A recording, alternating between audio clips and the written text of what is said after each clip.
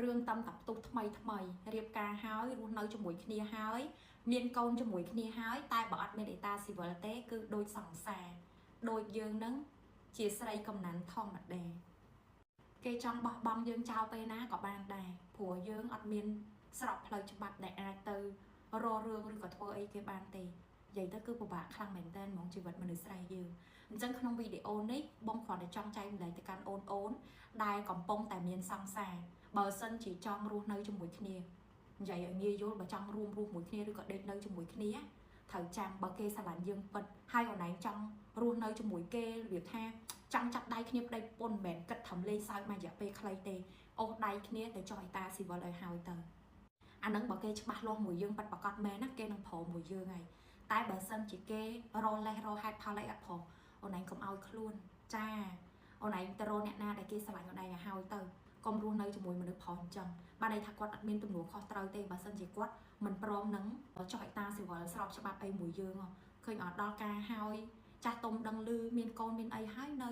គេយករឿងនឹងមកអាងបានណាហើយយើងអត់មានសិទ្ធិទៅធ្វើអីគេបានទេឬក៏ទៅទាមទារអីបានទេដោយសារតែយើងអត់មានអេតាស៊ីវិលជាមួយគ្នាទេអញ្ចឹងរឿងនឹងគឺជាបទពិសោធន៍មួយសម្រាប់អូនស្រីឬប្រុសអាចផ្លាស់ប្ដូរដៃគូមិនក៏បានយកយើងហើយយើងមានកូនមានអីទៅយកអ្នកផ្សេងអីក៏បានដែរនិយាយទៅគឺមានភាពងាយស្រួលមិនខុសពីពាក្យចាស់ថាមនុស្សប្រុសដូចមានទឹកដប់ឯងធ្លាក់ចូលផុកមិនក៏នៅតែលាងស្អាតណាគ្រាន់ថាសម័យនេះទោះបីលាងស្អាតក៏នៅតែគេជេរច្រើនដែររៀងពិបាកប្រឈមមុខនឹងសង្គមបន្តិចប៉ុន្តែយើងមនុស្សស្រីត្រូវតែមានការការពារខ្លួនតែបើសួរថាការពារខ្លួនហើយចុះអេតាស៊ីវិលហើយអត់អាចលែងគ្នាបានមែនគេអត់អាចទៅចោលយើងបានមែននៅតែអាចគ្រាន់ថាกระดาษមួយសន្លឹកហ្នឹងណាភាគរយនៃការដែលខាងប្រុសច្បាស់លាស់ជាមួយយើងគឺកម្រិតខ្ពស់ជាជាងយើងអត់មានកណ្ដាស់អេតាស៊ីវិលមួយហ្នឹងអញ្ចឹងបើសិនជាអាចបងនៅតែនិយាយដដែលបើស្រឡាញ់គ្នាគិតគូរច្បាស់លាស់ជាមួយគ្នាចាកាន់ដៃគ្នាទៅចុះអេតាស៊ីវិលទៅរលុយបានសំលុយបានចង់រៀបការពេលណាពេលហ្នឹងទៅចាព្រោះមិនគិតថាចុះបងអញ្ចឹងយើងរំលងប្របីនៃរំលងទំនៀមទម្លាប់ដូនតាបងសួរត្រង់មនុស្សប្រហែលអ្នកសម័យឥឡូវដែលលួចលាក់រស់នៅជាមួយគ្នាអត់បានរៀបការមានច្រើនអញ្ចឹងយើងអាចបើកឲ្យទលំទលាយវិញតែម្ដងទៅចាព្រោះអីបើយើងអត់ចុះអេតាស៊ីវិលយើងលួចលាក់នៅជាមួយគ្នាដដែលហ្នឹងអញ្ចឹងបើយើងជ្រុលលួចលាក់នៅជាមួយគ្នាអត់ការហើយយើងស្របផ្លូវច្បាប់ទៅវាល្អជាងយើងអត់មានអីទាំងសងខាងទេហើយយើងស្រឡាញ់គ្នាចិត្តនឹងចិត្តយើងចាប់ដៃគ្នាហើយយើងអាចរកលុយការជាមួយគ្នាក៏បានដែរកុំគិតអកតេថាំងតតាមមនុស្សប្រុសមានលុយមកចូលស្ដីបន្ការអីអញ្ចឹងណាយើងមើលទៅតាមជាក់ស្ដែងបើចិត្តយើងស្រឡាញ់គេហើយមានបេះដូងឲ្យគេហើយចាប់ដៃគ្នាប្តីប្រពន្ធទៅចាប្រឹងមួយគ្នាទៅមិនយូរមិនឆាប់ទេមានលុយហើយអូនទាំងអស់គ្នាអូខេអញ្ចឹងវីដេអូនេះបើសិនជាទើសទាស់ចំណុចណាឬក៏ខុសចំណុចណាខ្ញុំចេញ review រឿងគេថ្ងៃដំបូងអ្នកទាំងអស់គ្នាអធិស្ឋានផងនិយាយលេងឯណាបងប្អូនទាំងអស់គ្នាខ្ញុំសូមអភ័យទោសមែនបើសិនជាខ្ញុំចេញទៅលើសលួសចំណុចណាមួយព្រោះវីដេអូនេះ